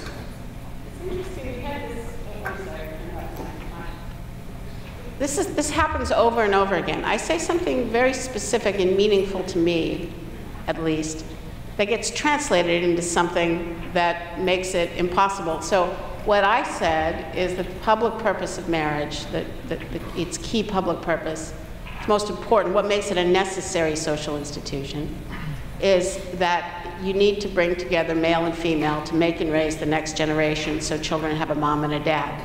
And that got translated in the version you just said to stability is good for children. So yes, if you don't think you don't think children long for a mother and father, that a good society will have an institution that sustains and supports this as an ideal, then you don't have a good reason to be against same-sex marriage, probably. That's our disagreement. But I can say stability is good for children. John said stability is good for children, and he agrees with you. I mean, I do think stability is good for children, but I don't think, you know, the stability of a solo mother is good for children. You know, just stability. It's good not to move too often if for a child. I mean, just children are creatures of habit, right? So stability is good for children, but that is not the same thing as saying that it's important to the extent that we can, and we can't always, but it's that the man and the woman who make the baby stick around and love each other and the baby too, which is what I actually said. And I think men and women are different. I think gays and lesbians are therefore different. And I think if you don't think those things matter, then probably you would be for gay marriage. I think they do.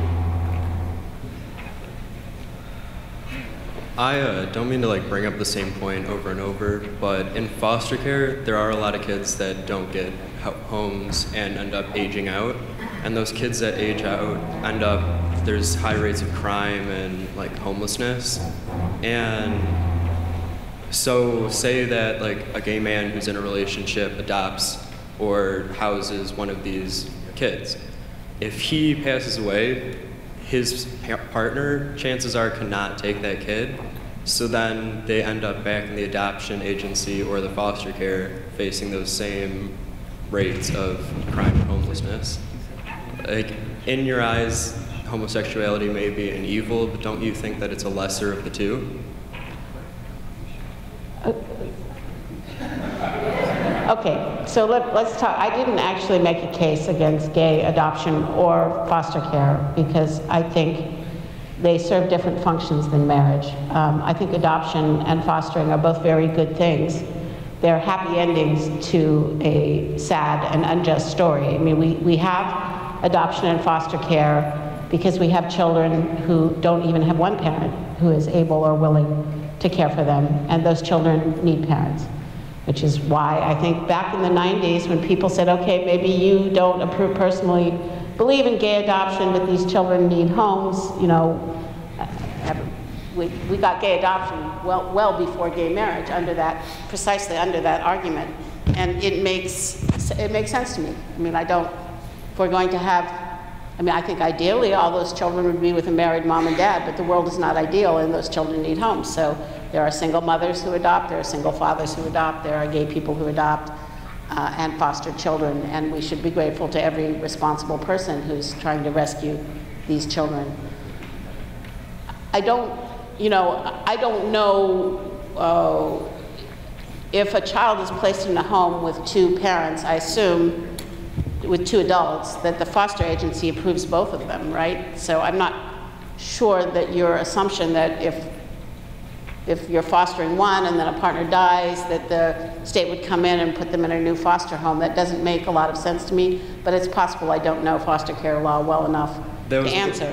It is true that here in Michigan, we don't, in any clear way, have second parent adoption. There are a few judges who are willing to do it for same-sex couples, but it's not a standard thing, and so... Yeah, foster care is not adoption. Right, so, but when this couple wants to provide more stability for the child by adopting the child, it is often the case that only one of them can adopt the child, and then if that scenario were to occur, it creates difficulties for the child. If you go before a sympathetic judge, it may work out. It may, if you're not, well, as I said, to me, I think second parent adoption, if we're going to have these, that would be the right legal mechanism for and it has a big advantage over partnerships because it's the normal way we transfer parenthood to a non-biological parent. It has protections built in for the potential rights of biological parents. And it is an act of the court, so it will be recognized in all 50 states and actually by international convention all over the world. So, you know, if you're going to want to be a legal parent to a biologically unrelated child, don't mess around with what's fair. Get the strongest legal protection you can, and that's adoption. Does it strike you at all odd that the state might say, you are good enough to adopt this child, you are good enough to raise this child together, but not to marry? It's not that you're not good enough to marry, it's that what you want to do is not marriage. That is it. And then before it can become a marriage, it's not an expression or a judgment that your relationship is not good enough. It's that if you view marriage as being in the way that I do, and the way we historically have, as having this public purpose. You know, John, you don't want a wife, right? You don't want to take responsibility for a woman and I imagine most would not want children. Me. Yeah, well, I'm not sure about that, John, but women are funny. So, therefore, you know, you want to do something else. There's more to say, but I want to keep. Hi, my name is Josette Heika. My question was also on foster care. I'm bisexual, and one day I hope to be in a relationship with a woman and able to get married and raise a family and be able to adopt children and foster children. Even if I marry a man, I still want to adopt and foster. My view is it doesn't matter if I'm a man or a woman, adopting and fostering does good for everybody. I come from a foster family. My parents are both foster parents. And when you're saying that they should be with a man and a woman, that's like the ideal situation, a married couple, their biological parents, I think of my brothers who were adopted from two people who are addicted to drugs. They're married, they're a man and a woman, and they're addicted to drugs and abuse their children. They're adopted by my parents who are also a man and a woman. But if my brothers were taken out of that situation and put into a situation with two men that would love them and care for them, they would still have, my brothers have issues about abandonment with being taken away from their parents, as a lot of adopted children do. But it doesn't change the fact that it would have been the same if they were adopted by a man and a man. They're still gonna have abandonment issues. They're still gonna wanna know where they came from. Adoption is just that way.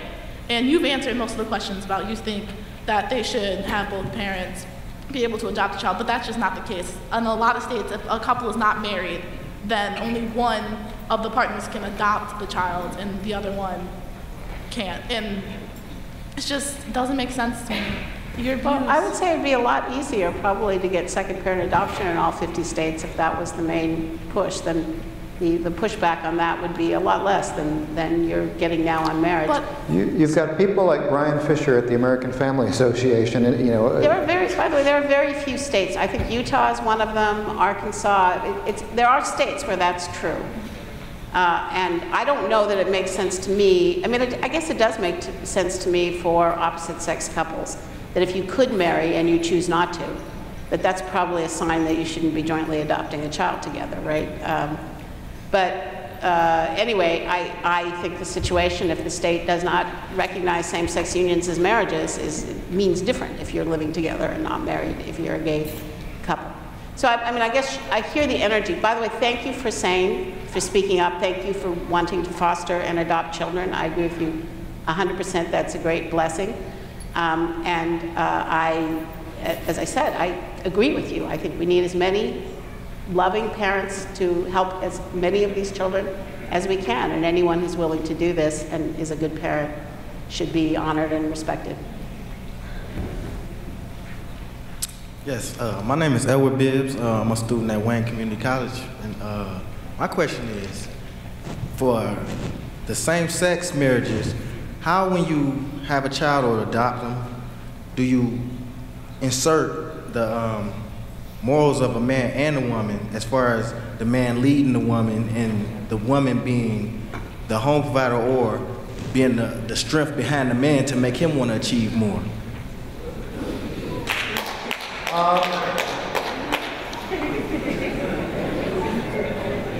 I think that loving couple, I mean, I don't think you need to be in a relationship with someone of the opposite sex or someone of a different sex in order for each of you to encourage the other one to want to achieve more. In fact, I think one of the things that I have found valuable about being in a relationship, and I've been with my partner for 11 years now, is that because of him I want to be a better person.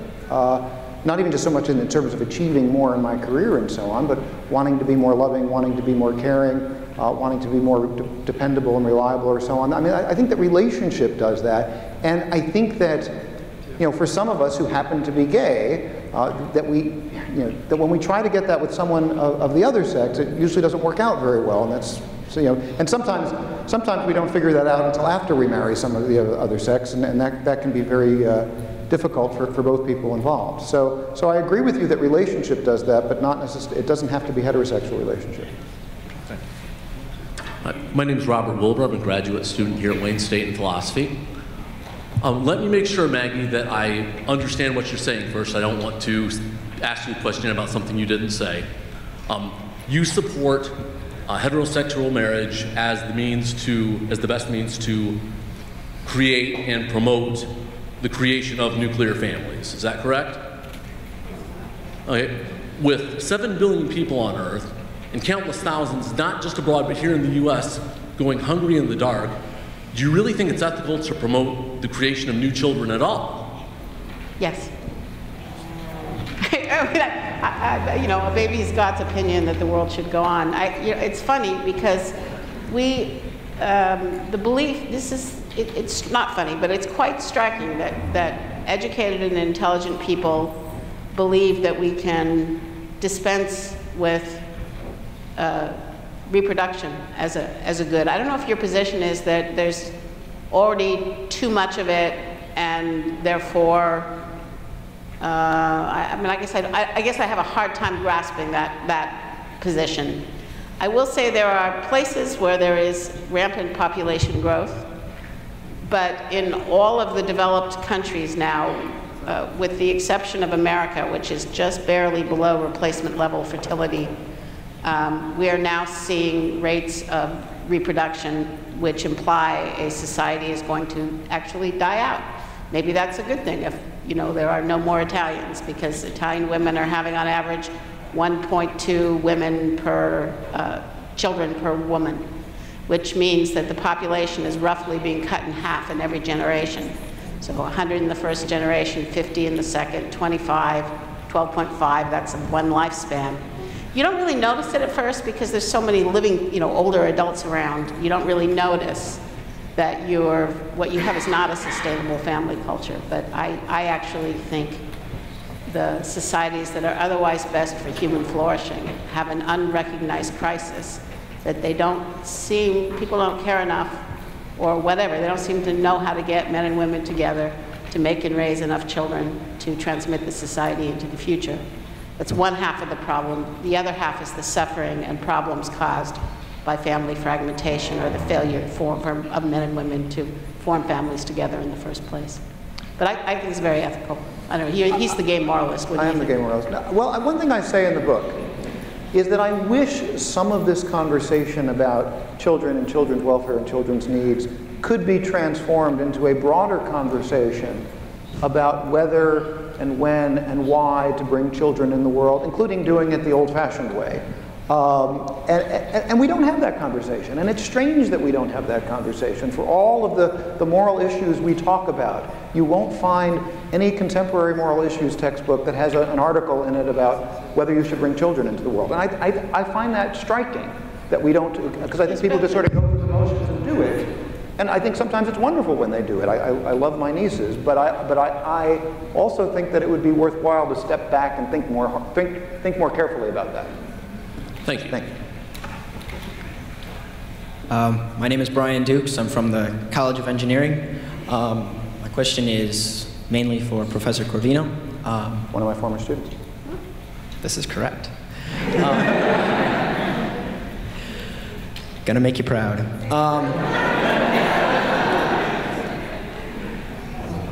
You mentioned in your speech that legalizing gay marriage in the same way traditional marriage, for all the rights and I guess to defend all of the privileges that a man and a woman share when they are married, that this would not affect churches or other institutions. It wouldn't force any of them to perform weddings that they don't want to perform. Maggie has talked about other ways in which she thinks it affects churches, but we can talk about those. So, sorry, go ahead. Correct. And which I was going to bring up is that Mrs. Gallagher, during her speech, brought up adoption and foster care in Illinois. Just recently in the news, in the last month or so, there was a photographer who did not want to take pictures at a gay wedding and is now under lawsuit, huge news, saying it's discrimination. In my professional ethics class here on campus, here's where you're going to be proud, I've remembered,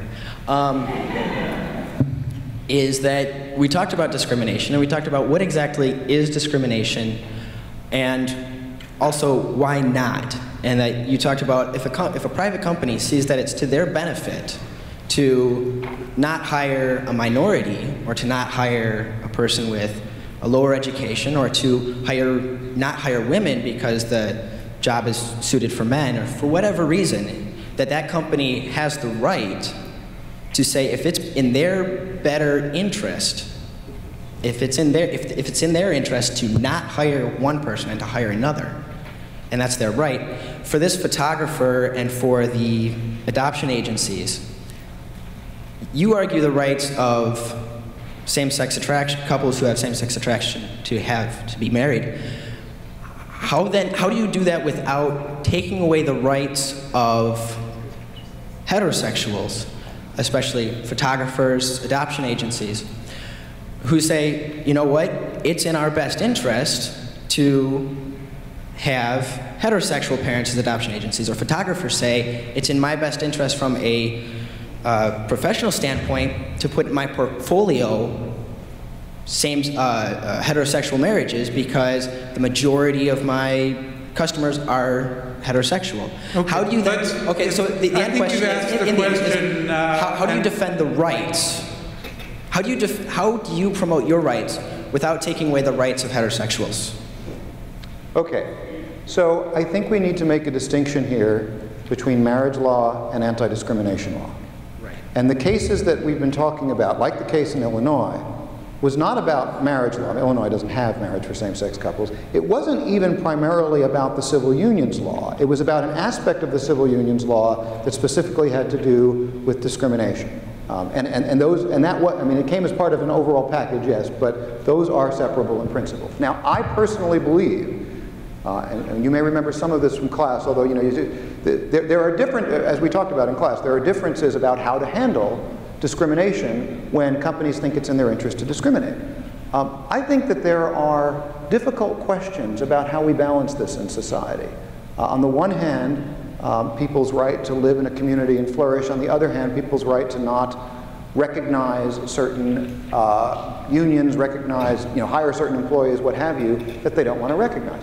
But what are the limits here? And I think it's important to recognize that we already have this problem in a way that has nothing to do with gay people. I mean, I might not believe in divorce and remarriage, but I still have to treat Newt Gingrich and his third wife as married. I might think that Mormonism is a cult, but I still have to treat the Romneys as married. Yeah. I might think that there should be a moratorium on Kardashian weddings.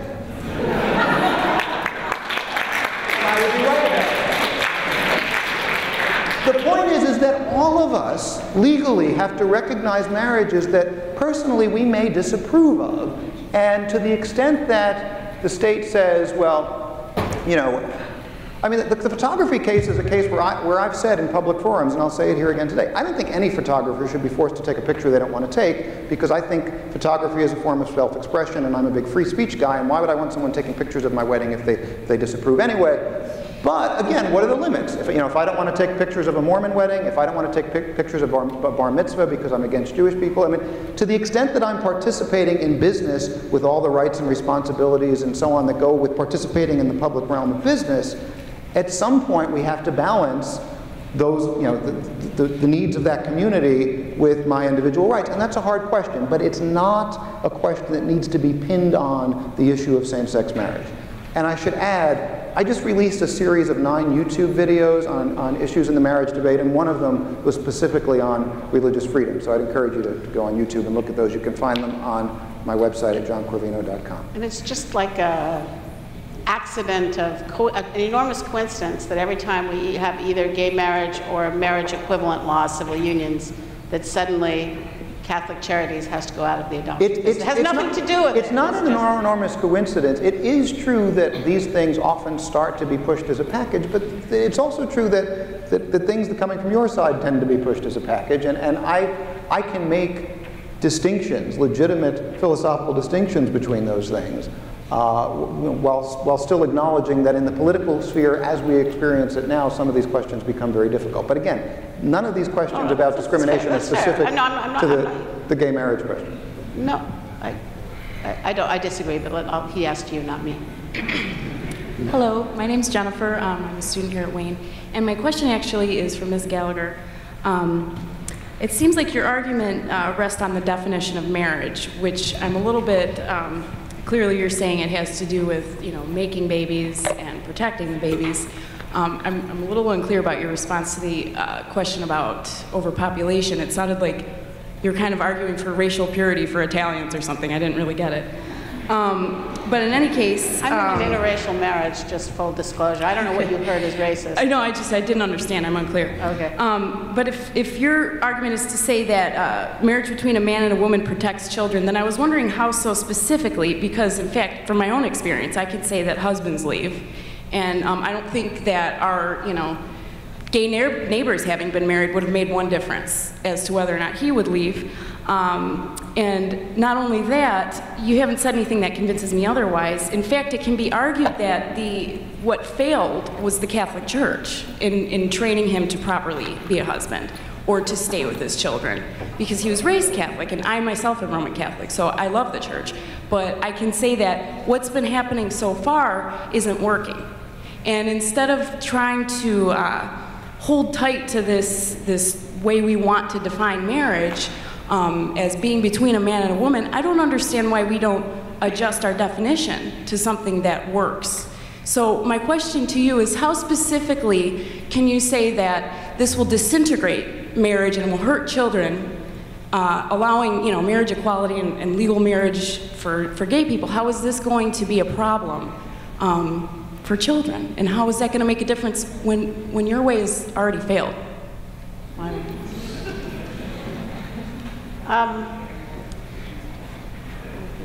Since I already explained this, and what I find when I explain it is half the room gets it, and they agree with me, and the other half that disagrees with me can't follow it. So I'm struggling here. I mean, you said a number of things. Somehow, I don't know what the definition of marriage that's going to solve the problem that husbands are abandoning families, or if there's a definition of marriage that would make that not a problem anymore.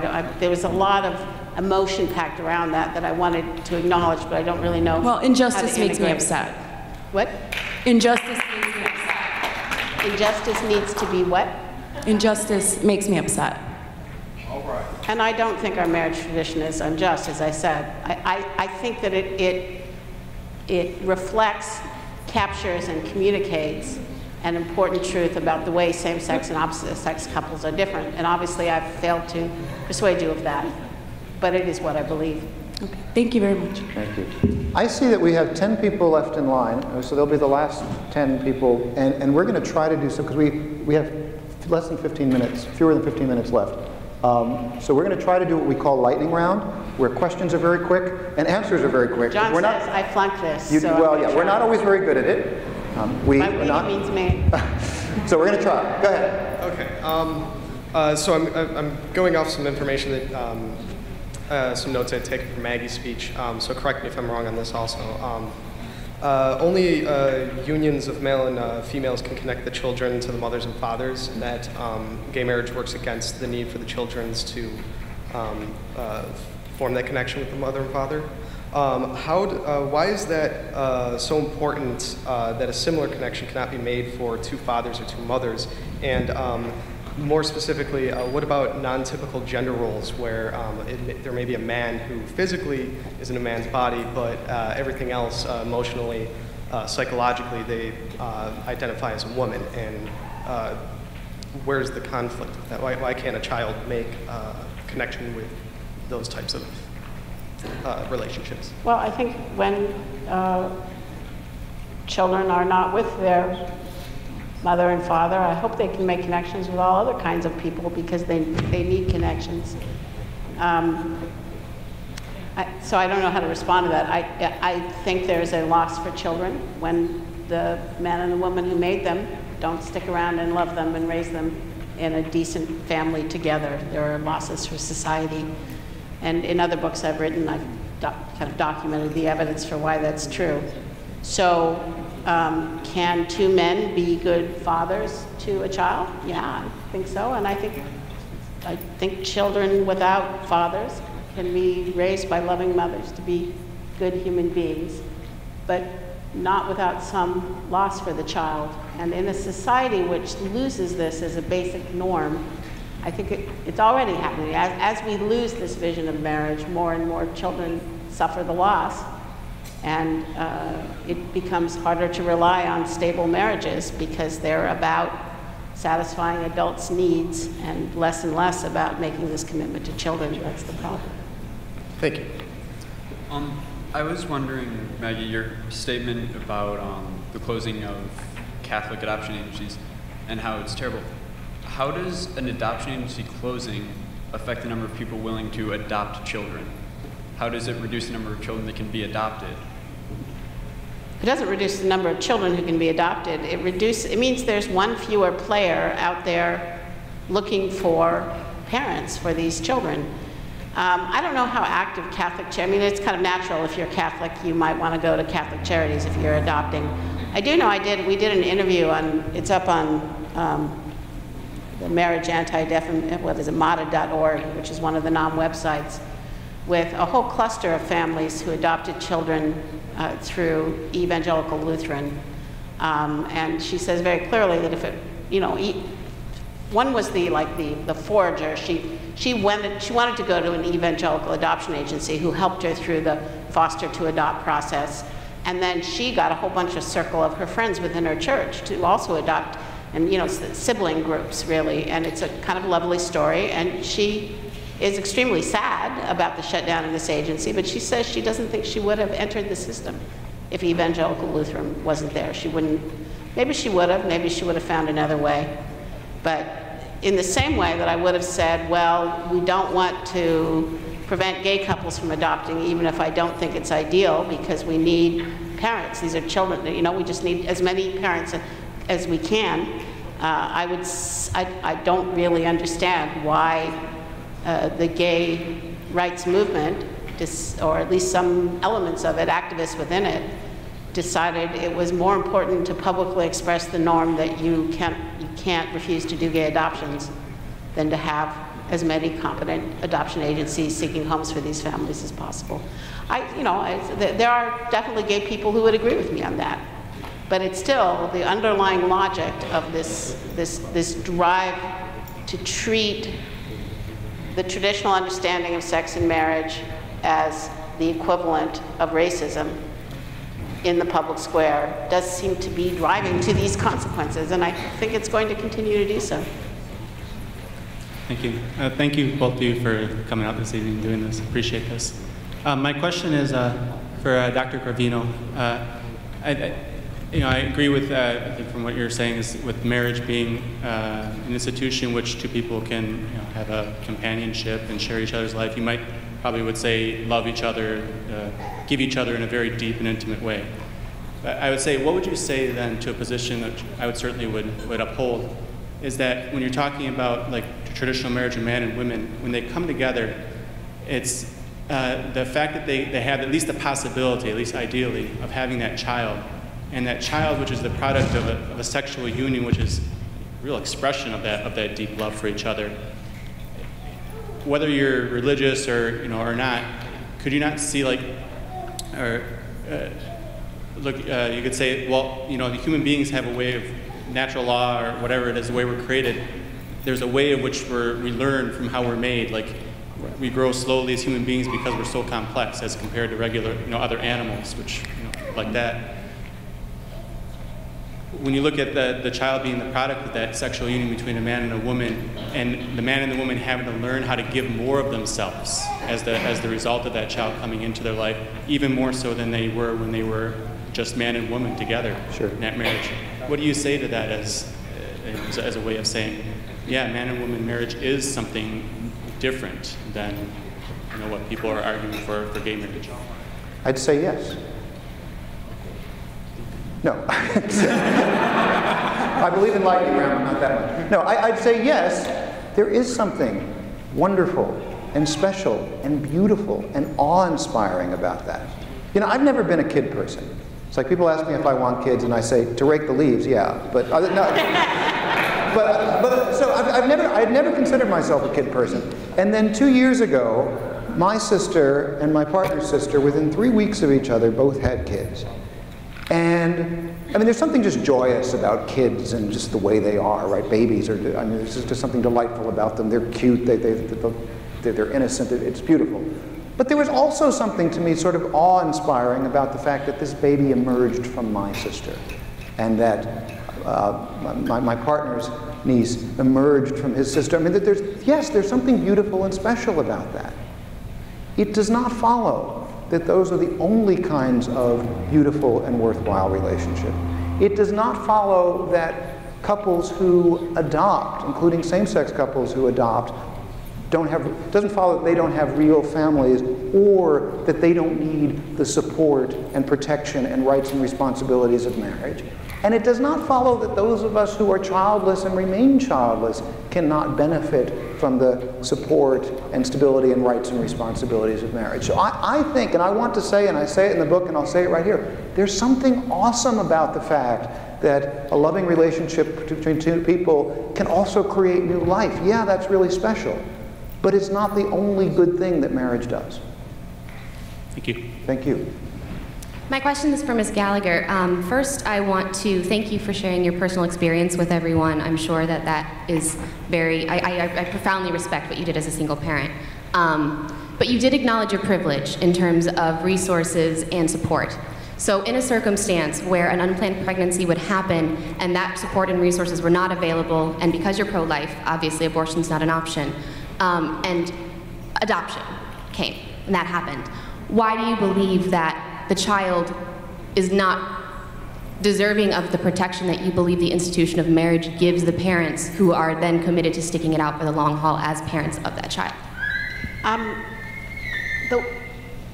The way marriage, from my reading of the social science literature, the way marriage protects children is fundamentally to the extent that it keeps the man and the woman who made the child together in one family, which is to say, children who live with remarried mothers do not do better than children who live with solo mothers on average. So it's not just that we have some legal benefits, et cetera, that help the adults in their partnership, and this provides stability that comes down to the child. If that were true, then children would be better off if they're living with remarried mothers than with solo mothers, and they're not. So I don't actually think that marriage is going to be very important for protecting the children of gay couples. As I said, I think second parent adoption seems to me more on point if that's your real concern. I'm sorry. I also think the number of children who are going to be affected is infinitesimal.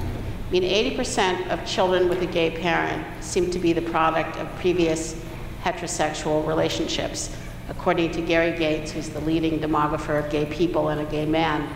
It's an estimate, we don't know for sure, but the image that we have, so it's very few, only a fraction of gay people in coupled relationships enter marriages, and they have very high rates of dissolution in places, the least homophobic places on the planet. So, which feeds my idea that I actually think there's something about marriage and its norms which arises out of the experience of trying to deal with opposite-sex couples, and it doesn't fit that well with gay people in their lives, except for this new moral norm of equality, which people feel very passionately attached to. So, I don't think marriage is going to be particularly important in protecting these children. What would? We have second parent adoption. Discussion. Okay. 2 minutes. You can continue the conversation when you buy a book. I want to say you don't have to buy a book to continue the conversation, but we did say that we would do a hard stop at 9:30, so I think that this may have to be the last question. But the people who are still in line get to cut the line and come talk to us first in the back, because I want to respect everybody's time, and also we've only rented the room until a certain time. So, last question. Hello, my question is most relevant to Maggie Gallagher's argument. Much of your argument seemed to place stress on the importance of procreation and childbearing as a purpose of marriage. However, we see increasingly that many married couples are decidedly anti-childbearing and even decidedly celibate. And yet, there are still other benefits to marriage, including governmental tax benefits, insurance benefits, post-death benefits, and more. And since there are benefits that are being extended to heterosexual couples that are being denied to homosexual couples, how is this a system that's not discriminatory to the benefit of heterosexuals and to the detriment of homosexuals? I think the idea that there are really important big legal benefits that feel like a check when you get married, I would just say this not so much to the gay people, but to the straight people who may be thinking about marriage. I think it's been really oversold as part of the argument for gay marriage. You can lose your health insurance because you get married. You can increase your tax rates because you get married. It doesn't actually, in a uniform way, increase legal benefits. What the law does is it treats you as a unit, and it does that whether it helps you or whether it hurts you. So the purpose of marriage law is not to shower benefits on heterosexuals, but to create a unit that is treated like a unit by government and society. So I just want to say that. Partly because I don't think about marriage as giving a check to heterosexuals that's being denied to homosexuals. And I don't think that's it's not for me a very motivating argument. But I would turn it around and say, I think pretty sure that if I said, okay, you can have every single one of those benefits, but I want to be able to keep the idea that marriage is the union of husband and wife for a reason, because the ideal for a child is a mother and father. Would you say, okay, that's fair then? Or would you say, no, that's not fair because it's unequal and discriminatory? Okay. I wanted to give John a chance to rebut, but I'm not going to. It's 9:30, hard deadline, and he will no doubt